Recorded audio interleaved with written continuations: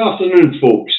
Indy Truck Davy put the truck and at home in his office in Salisbury, North Lanarkshire, where it is a beautiful day, 22 degrees, absolutely gorgeous, sun spitting, a lovely blue sky.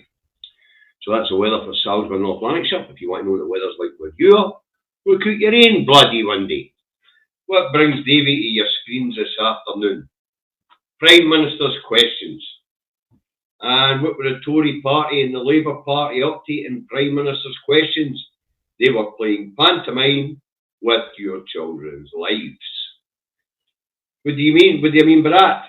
Let me put this image up and let you have a wee look. Why were they playing pantomime with your children's lives? We'll get into that. Anyway, the subject of debate between Mr. Starmer and Mr. Sunak was Iraq. Reinforced autoclaved aerated concrete, better known across Europe as the aero bar.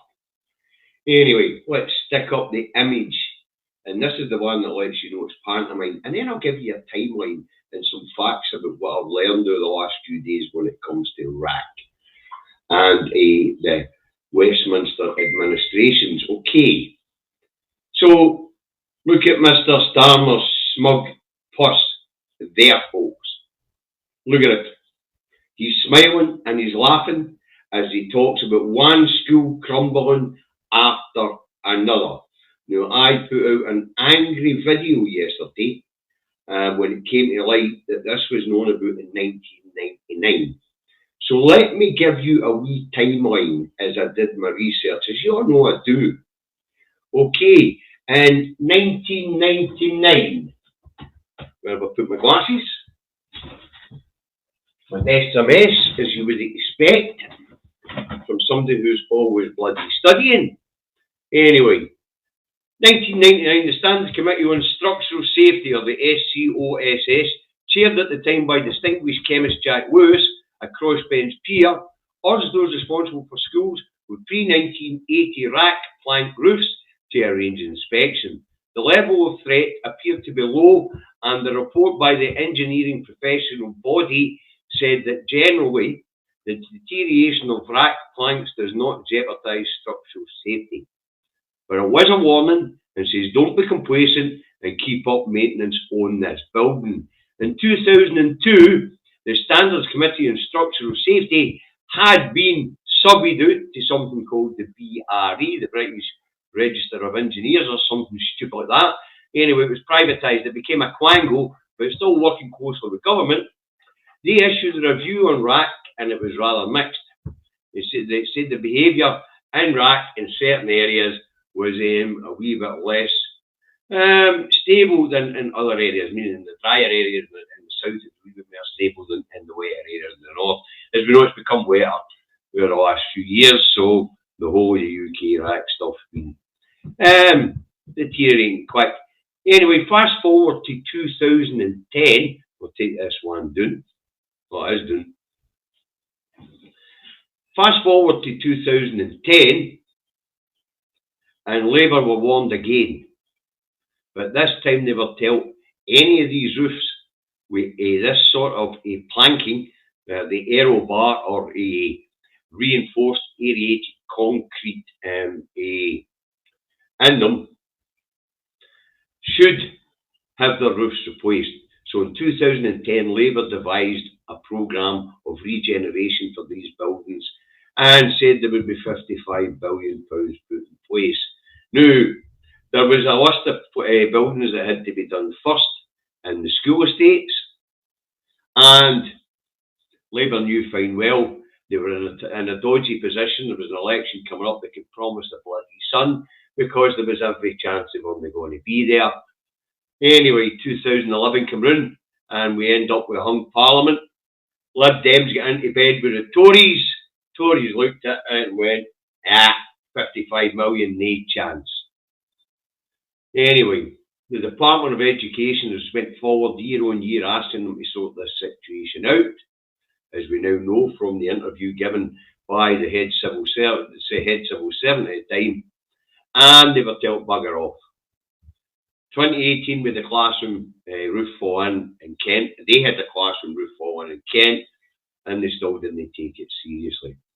2020, the Education Secretary goes to the then Chancellor and says, listen, the Institute, or the BRE, who have been looking at this over the last 24 years, said these buildings are going to bloody well fall down. Now we need to replace 400 roofs a year to Stein Tartarus, or refurbish 400 schools a year to Stein Tartarus. They were told, bugger off, here, we'll give you the money for 100. When the Department of Education's top civil servant went back to Sunak again as Chancellor and said, listen, there's a real critical risk to life here. The programme was halved to only 50 schools a year. Believe it or not, 2020, the programme went from 100 schools a year to get repaired to 50 schools a year. Wow. And in the spending review in 2020, they promised to sort this out and replace or refurbish these schools. The Tory party announced big spending to a fanfare in the spending review. There was no backing for it about it in the debate. And what happened? Since 2020, they have refurbished or rebuilt 4 schools. 4. The Education Department was warned there was a critical risk to life, and 400 a year had to be done to bring the schools estate up to scratch. They've done 4. Anyway, the whole point of this intervention in this picture was to let you know that actually what the state was doing, and what the Labour Party was doing, is exactly what the Tory Party were doing. They were just giving it, nah, no spending it, no my kids. Nah, no spending it, no my bloody kids. Nah, no spending it, no my bloody kids. Oh, we better do something knowing that it was never going to be instituted because they were leaving office. Wow. And we've got the same thing going on with the Tories now. No spending it, bugger it, it's not my kids that go to these schools. And the other reason why, you know, it was a pantomime today, and the way they were smiling at each other and kidding on they were point scoring.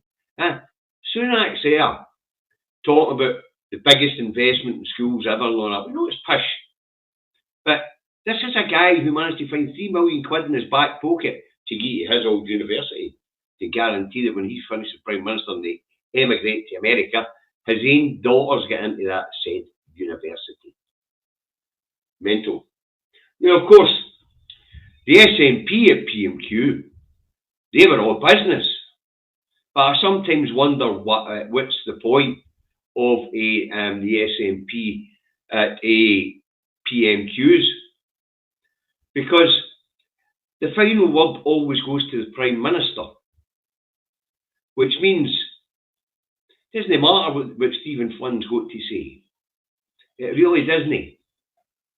It's always going to be a case of shut up, jock, and get back in your box. So here's a perfect example of that. But at least Stephen Flynn was on the ball, on what really is in the forefront of people's minds across these islands. So I'll play you what Flynn had to say.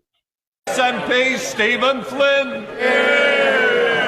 Mr. Speaker, the public needs no reminding that today marks a year since the Prime Minister's predecessor took office. And upon her speedy departure, they will have thought that things were going to get better. But when we look at unemployment figures, they're higher. When we look at food prices, they're higher. When we look at mortgage rates, they're higher. And economic growth is stagnant. So can I ask the Prime Minister, when is he going to get off his backside and do something about it? Well, Mr. Speaker, I think what the honourable gentleman failed to point out is that the amount of times I've sat across the dispatches from him and his colleagues and heard how somehow we were a laggard when it comes to growth, Mr. Speaker. What he didn't do is take the opportunity to correct the record today, now that the pub figures have been published, which demonstrate, in fact, we had the fastest recovery out of any European economy after COVID. I'll stop it there. It's funny how he said it was the fastest bounce back after COVID. What he failed to mention, folks, is since that bounce back, we've had the fastest regression. Bounce back strong. Well, when you're bouncing, you bounce one way, you bounce the other. So, yep, The economy opened up faster than anybody else, but our economy is now contracted faster than anybody else's. We are still pre-pandemic production levels, pre-pandemic export levels, pre-pandemic. We haven't met pre-pandemic levels yet. We haven't. So much for the fastest bounce. We didn't have the fastest bounce. We had the fastest opening up. The highest death rate in Europe. By the way, that's a numbers count that's still going on, even though you're not hearing about it in the press. So after the pandemic, the UK opened up the fastest, obviously expanded the quickest, and now it's contracted the quickest, and it's now at point stagnation. Poof. Absolutely mental. But his point there was, after the pandemic with the fastest bounce back. So what? If it's not prolonged, it doesn't matter. So let's hear what else he's going to say. This is the bit where we get the usual shut up, jock, and get back in your box. Now, how dare you point out what's important to people? Stephen Flynn! Mr. Speaker, you'd be forgiven for thinking that the Prime Minister thinks everything is all right. But let's look at his proposals for the winter when it comes to a cost of living package. Because when it comes to energy bills, his plan, of course, is to do nothing. When it comes to mortgage bills, his plan is to do nothing. And when it comes to food bills, his plan is to do nothing. So when the when the Secretary of State for Education said earlier this week that everyone was doing nothing, she was referring to the Prime Minister, wasn't she? Mr. Speaker, I think he's a little bit out of practice, because when it comes to energy bills, what we have done is pay for around half of a typical family's energy bill over the past year. Support worth £1,500, Mr. Speaker, benefiting families in Scotland. He asks about mortgages, Mr. Speaker. The Chancellor's Mortgage Charter covers 90% of the mortgage market and ensures that a typical mortgage holder can save hundreds of pounds a month when it comes to their mortgage refinancing. And when he talked about energy... Before he gets on to energy, let's talk about the mortgage refinancing. What he's talking about is the Chancellor's put in place a policy that will help 9% of mortgage holders. And what that will allow them to do is extend the lifetime of their mortgages in order to bring down their monthly payments as they go forward.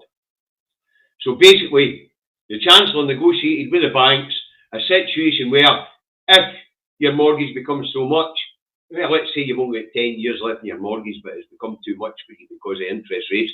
Well, you can extend that back up to 15 to 20 years, and that'll bring the rate down. This is the relief he's talking about. It's no relief at all.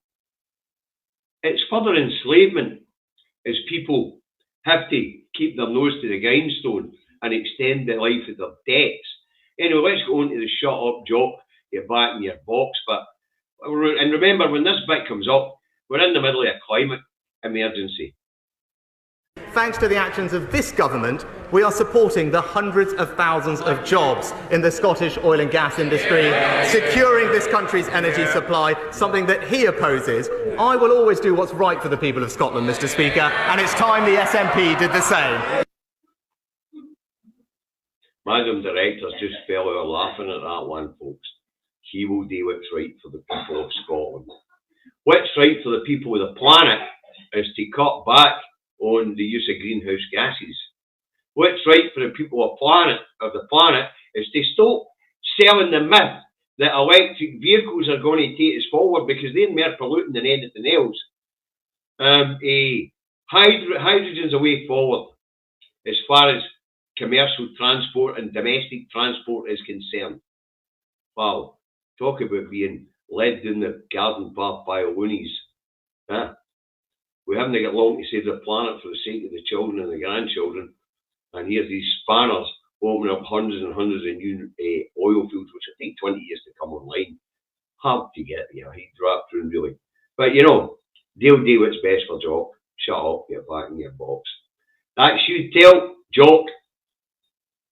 So there you go. So, another one of the wee Davy videos. I did say I was going to up my game.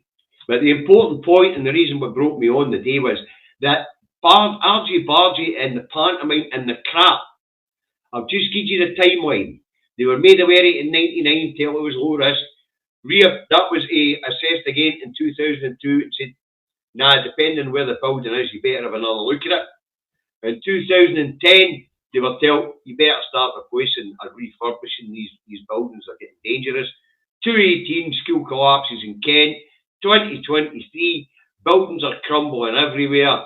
And I don't know why this one came to the fore, because as far as I know, the roof isn't falling in with the seed yet, but it's getting there. Obviously, the Institute of Architects up here in the equivalent down there, actually flagged it up again. And the education secretaries made it, the education permanent secretaries made it clear to Sunak in 2020 that there was a risk to life and limb. I wouldn't like to be a teacher right now down that road. You've got a government, two governments, three governments actually, because with the coalition government, who are 25 years, put your life and the life of the children in your cares at risk. Well, and we can definitely say 14 years of that. They have definitely put your lives at risk, because we know that in 2010, the Education Department was warned by the BRE, start replacing and refurbing these things now. Labour introduced a policy they knew was never going to be enacted. Wow. So, Prime Minister's questions a day, was an absolute pantomime. If you've not seen it, I would recommend seeing it. Look at the body language of the players. Look at the smirking faces of the two front benches, as they know fine well that the ruling elite couldn't give a shite about the kids going into the classrooms. They really couldn't, because their children don't attend these schools. Anyway, that's a Davy Short on PMQs. Have a nice day. Bye for now.